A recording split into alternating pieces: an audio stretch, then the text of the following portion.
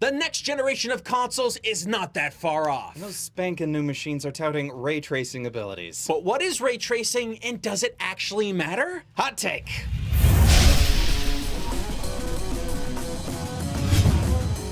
So, I'm pretty sure a lot of people realize that Adam's not here today.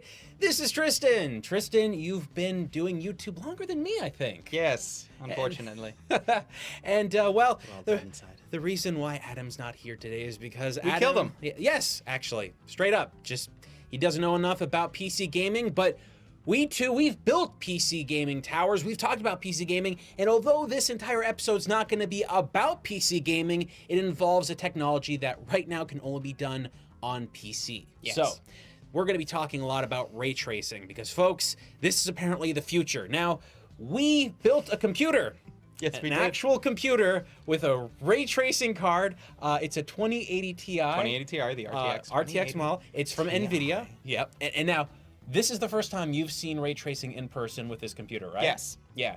And everyone that has seen it, even up until this point, I've only seen videos online. So I wanted to make sure that this stuff was real. So we recorded a ton of footage, like loads of tech demos and games, just so you can see what the difference is in real time. So what you're going to see are real recordings we recorded. These are not taken from some website somewhere, so that you can see it in real time. Does that make sense? Mm-hmm. I'm trying not to spoil anything, so I'm like, Okay. Nope. Here's the first one. This is Atomic Heart. Now, if you don't know enough about Atomic Heart, it's basically like a Bioshock that takes place in Russia during the Cold War, or post-Cold War, or after Cold War. I'm not really certain, but it really looks like a crazy cool game. But what's most important here are the reflections you're seeing in this demo. Now, this is, like I said, all being done on our actual card. This is impressive looking stuff. You're seeing real-time shadows that are being done with ray tracing. You're seeing the reflections in a way that you typically wouldn't see off of other less ray tracing ability graphics engines, because technically with those other games, wherever you see a reflection, it's not giving you a true reflection of what's in the scene, where with ray tracing, they're capable of doing that. Does this look impressive, Tristan? Yes, but we don't have... Okay, so the problem that I have with the Atomic Heart benchmark, especially with the footage we have, is that there is no easy way to turn ray tracing on and off. So yes, this footage does look impressive, but so does almost everything else that has been coming out lately about the next console generation and the games and graphics we can expect therein. Yeah, nah, I agree. This is a problem I've had because, you know, we've been playing video games for years, and over this last generation with the Xbox One and the PlayStation 4, we've seen a lot of really nice looking games, have a lot of cool lighting effects and all that stuff. So is this the next jump? Is this really beyond what current consoles are capable of? And is that difference enough to warrant this technology being included in the PlayStation 5 and the Xbox One? Is it actually going to be included in the... Yeah, I mean, because this is the problem, right? We're using... Okay, the 2080 is what? Retail? Like what? 140? Yeah, it can be really expensive. It really can. American, you're looking at $1,500. Yeah. Yeah. Depending on where you get it, if you buy it in bulk from particular places, if you get a good deal, depending on which brand is doing it, all the wonderful junk of buying a graphics card. Yeah. But no, that's a lot of money for a console that, what? Is going to cost how much? Quite a bit if they actually include that kind of tech in there. Yeah. But the console probably isn't going to cost that much because they're going to need people to buy it. So yes, you're likely going to see some kind of chip in there that is just not as powerful as this one. Now, they will have certain things when it comes to buying the hardware from the new consoles, because they will probably buy in bulk. So the prices that they get as the console manufacturers will be different than what we would get if we were to buy the graphics cards on our own. But even if they get the graphics card at half off, that's still going to be, what, $750 for the card, and that's not including everything else that they're going to be putting in the console. And we already laughed at them generations ago for $599 US. Yeah, we did. And that wasn't good. That was a bad time, because I remember dropping a lot of money to pick up the PlayStation 3 when it launched, because I was just like, there's gonna be games on it and I can't miss it. And then when the PlayStation 3 came out originally, paperweight, yeah, there was not a lot of stuff there. That was expensive and it was heavy, and I had to walk it back from the video game store. That was a bad day. We saw another demo too. This is a Star Wars demo. Now, I believe, in my opinion, this one's a little bit more impressive because it ends up looking a little bit more real. The reason why it looks real is because there's no actual human skin in the shot. There's no lip flap animation. They're just moving their heads, so it's allowed to look a lot more impressive. This could have been from a Star Wars film. And it looks great. Yeah, the reflections on here actually matter. These things look fantastic. You can see the soldiers in the front. You can see that their actual like bodies being reflected in, I think that's, I forget what that character's name is. Dies really quickly in the movies. I just forget that character's name. Phasma, there you go. You see Phasma there, and she's, you know, reflective. The snow there is not necessarily as good. No, but because then you stop seeing the reflection. That's just particle effects probably added in post. I don't know. It's I'd like to hope that it's actually real time. Well, all this is real time. This is a real time demo being generated from my actual computer. What I love about this though is that, and you know what though, I think you're right. This has the better impression of it looking a lot cooler because there are no facial animations. You're just seeing subtle movements, and yeah, that's a problem. Yeah, and the reason why it looks impressive is because the drawbacks that we normally have to deal with in this type of graphical fidelity, they don't have here. There is no skin, there is no lip flap, there is just plastic. That's pretty much It's probably not actually plastic. It's probably supposed to be some kind of metal or some space metal. Space metal from Star Wars, yeah. And you know what? I think that's it. That's why that one to me is the most impressive. They get a lot of things right. It seems to be running pretty decently. But it's just on the other side of the uncanny valley, so it's great. Right? Now, up until this point, with Atomic Heart, with that elevator scene, we didn't see any actual humans in the world. So we got this, which is the Justice demo. Now, the beautiful thing about this demo, and we're going to talk about this a little bit more, we actually have the ability to turn off ray tracing on and off, which you'll see me flicking back and forth again and again. Constantly throughout the footage. And this is so useful. Yeah. Because, okay, I think one of the comments that you said when you were showing me this and we were actually recording the footage is like, hey, this looks like it's like original Xbox or PS2 footage, and that's kind of true. The models look like something from the latter end of that era. Yeah, they totally do. Like, let's not beat around the bush here. If it wasn't for ray tracing being implemented in this sequence, it would look like a game that someone didn't put enough effort into.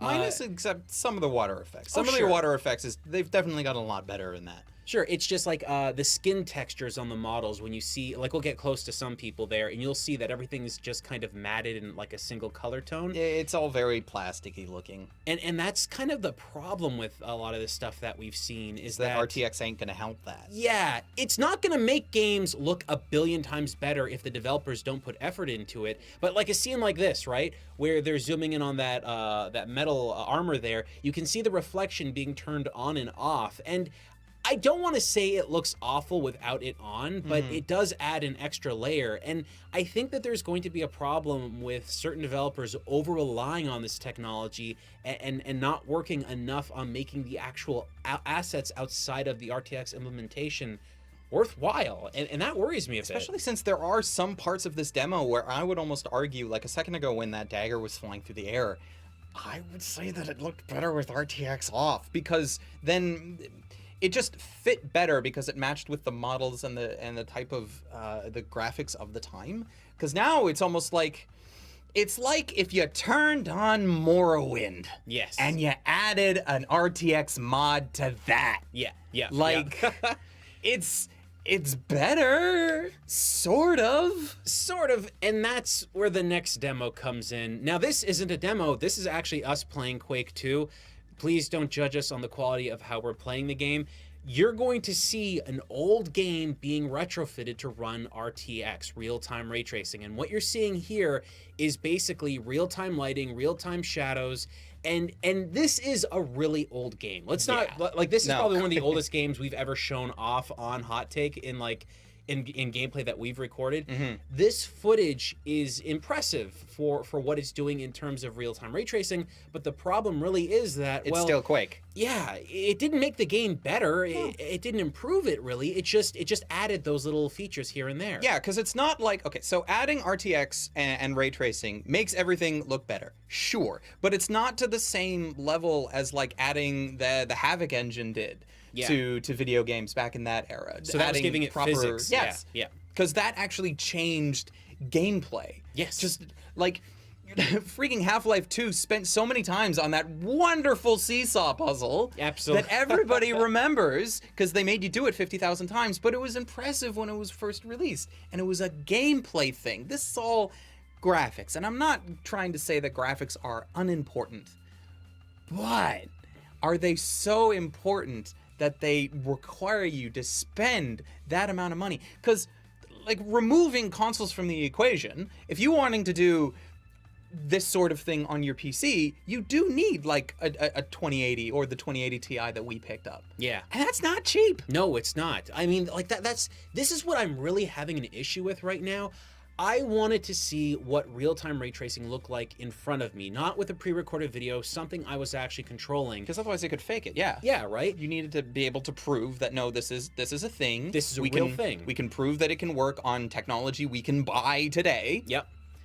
And it's there. It exists, but it didn't make anything necessarily better. Like, visually, yeah, it's an improvement, but you're, like, right on the money. Half-Life 2's physics implementation changed the way you would play that game. Had they not had that stuff in there, the game would not be the same. No. Physics alters the way you look at a game world, how you interact with things. In fact, I remember on Half-Life 2's mod community, they created like this forts combat thing where you could actually build little forts with people using the physics implementation. It was fantastic. You know, you don't play that anymore because it's kind of old house, but at the time it was really interesting because they were showing what physics could do in real world examples with games. But with this kind of technology, I don't think people have figured out how to use it yet. Now, we do have footage of Control as well, which arguably, this is the best implementation of real-time ray tracing we've seen. So the sequence you're seeing here is the main character just having a conversation with another character. Now, this is with real-time ray tracing turned on.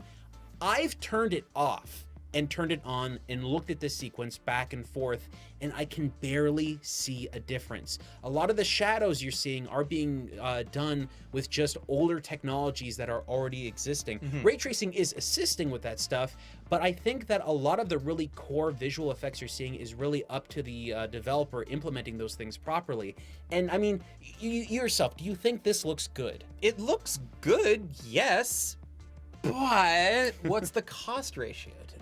Like, is it worth what you have to spend in order to get it? Does it actually change your enjoyment of the game? Honestly, that's the thing. That's the problem. Like I said, I turned it on and off. Something you will note too, even using a 2080 Ti card, the moment you turn on RTX, the frame rate drops like a hammer. I could have been running this game at a much higher frame rate, but because I had RTX on, I could barely run it at 60 frames per second. And when just you looking at the gameplay, yeah, you could turn RTX on, it would look a bit prettier, but at the end of the day, they're still doing the freaking Fallout 3 talking animations. Yes. Like, that's still there. Yeah. And yeah. RTX will not help that. Absolutely, right? This isn't what you're seeing are animations that were pre-designed or implemented live on the scene as the game engine configures the voice or whatever to form it into like mouth animations and body movements. Another sequence we have in here is in a furnace room, and in this room you can see bright yellow lights. You can see a lot of shadows and reflections on the walls and things like that. But a lot of this, although it looks really impressive, it's in those puddles that you really see the most impressive work. It's in the shadows that you really see that. But like I said, even when you turn this off, it doesn't look dramatically different. Yeah, the puddles are less reflective, but does that really add that much more to the gameplay itself? And honestly, I don't think it does. I seem to recall, I can't even remember what the thing was. It was an Nvidia type addition to graphical fidelity that they added around the time of Borderlands 2, and it was one of those things where you could only ever turn it on if you played it with an Nvidia card. Anybody with a Radeon card, which crap out of luck with that. But all it did was just changed how like water effects worked and how some reflections in the water worked. And with Borderlands 2, it kind of did like some interesting things when things exploded and that, because they dealt a lot of that in the gameplay itself. But it wasn't like it was essential or anything. It was one of those, it's nice to have if you can do it. Yeah. right? I remember honestly going way back, Tron 2.0. Tron 2.0 had an Nvidia specific mode that added a glow effect to all the colors in the game, so it felt like everything looked like it was glowing, and it was a really cool thing. But yeah, at the time you could only get it to work on Nvidia cards. Now it doesn't matter. No. As far as I'm aware, you can just get it to run on anything. But at that point in time, that was one of those things, and I have a fear that RTX is going to be the same idea, where for years people are not going to properly implement it until we get to a point where it's just a thing that people have it on, they don't even think about it. Yeah, when it becomes like so indicative and it's just like so caked into everything that, yeah, no, you're gonna have it in every graphics card, regardless of if it's an Nvidia card or elsewhere. The next demo we have is the office room. So this is just a random office room in the building. Like I said, none of this footage is actually like spoiling any plot or anything like that. Now, is this the one with RTX on or off, Shane? That was the problem. I was showing this to everybody in the studio, and then I realized, oh, I forgot to turn on RTX, and for a bit there, I couldn't tell. What you are seeing here is RTX on. You can sure? Oh, yes.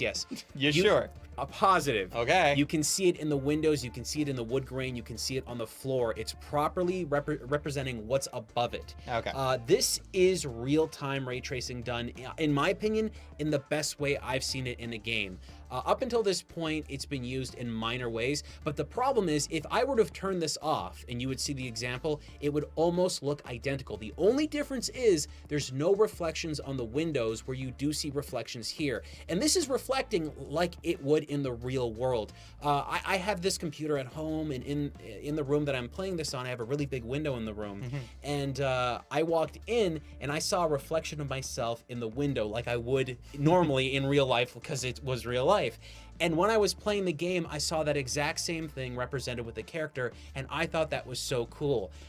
In a horror game, maybe with reflections, maybe with shadow work, it would be really awesome. But then that's kind of the thing, though. It's not like ray tracing is so big that it works with every single game. It only works in games that like actually have a lot of reflecting. If you have a lot of games like this section where it's like, hey, everything's in carpet and there's no glass, it's all like proper wood paneling and not with like a varnish finish or anything that they're trying to emulate, you don't need it. Yeah. It's not there. You really don't. The shadows that you see in the game world can sometimes look a little blocky with RTX, though they are more realistic. In the Atomic Heart demo, there's this one sequence where you're seeing this head spinning around with the light sources and stuff. That is really interesting use of shadows and light, but I really think that RTX in general, ray tracing, is just gonna look a lot cooler when it comes to the use of horror games or games that are making great use of darkness. But in atmospheric games, yeah. Like, you can implement a 3D engine in any game game design you can think of. Tetris can be done with 3D. Tetris Effect is a great example of that, right?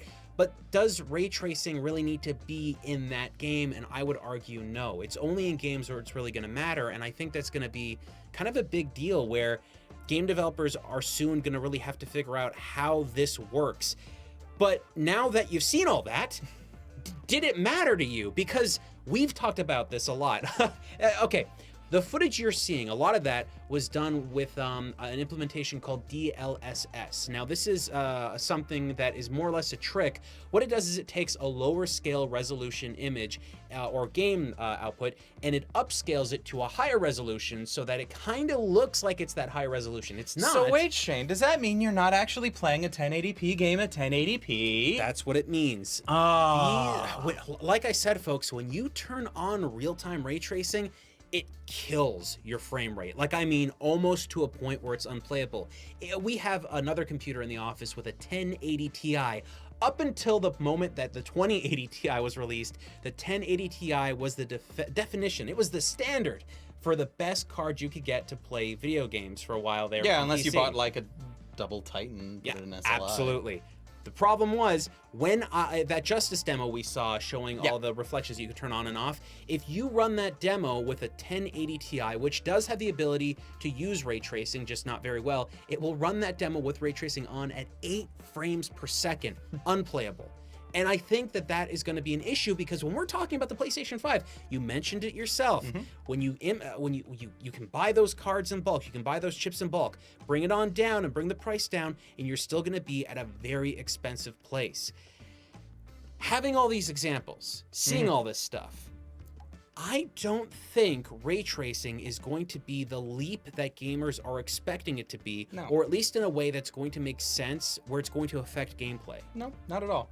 Yeah, I mean, when you see like higher resolutions, when you see higher frame rates, those things matter, Yes. right? You've played games in competition online with friends, right? Yes. Like any kind of first-person shooter. Mhm. What are the most important things to you when you're playing an online first-person Frame shooter? rate and refresh rate.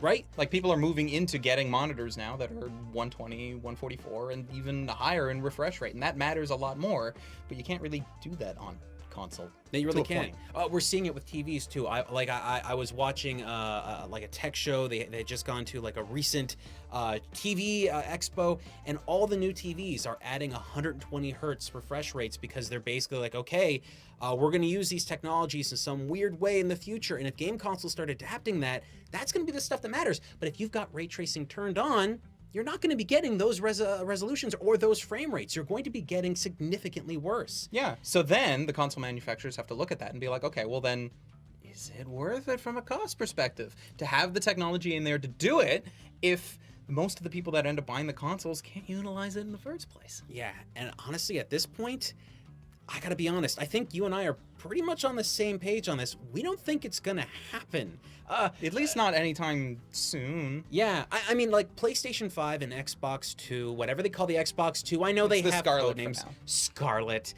They've been talking about how this is going to be the thing that people notice in the next generation of Of consoles. course they are, because they have nothing else to say.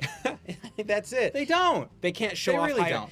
Like, okay, They've shown us nothing for those two consoles. And to be fair, okay, because it's a long time out still. We're not going to see anything about Scarlett for another couple of months. That's true. Unless, they wait until E3 again. it's going to be a fight between PlayStation and Xbox trying to get the most powerful console. But Yeah, and this is still potentially too early to actually come out and be like, well, here's what it's going to have, when, they could still be tinkering and adding things and figuring out what they can and cannot put in these consoles. That's true. But for them to be saying that this is going to be the next big thing, I'm like, is that it? Yeah. Hope not. I don't know if it's going to be. We were all watching E3 live when Microsoft showed off Halo 5. No, sorry, Halo 6. Halo refresh. It's hard What's it to called? keep track Halo, after what's we that stopped Halo paying game attention. called? It's not Halo 6. It's Halo No. Infinite? No, Halo Infinite? that's wrong. Halo Infinity? Halo doesn't matter? Yeah. Nobody's going to play it? That Halo? Okay, that Halo.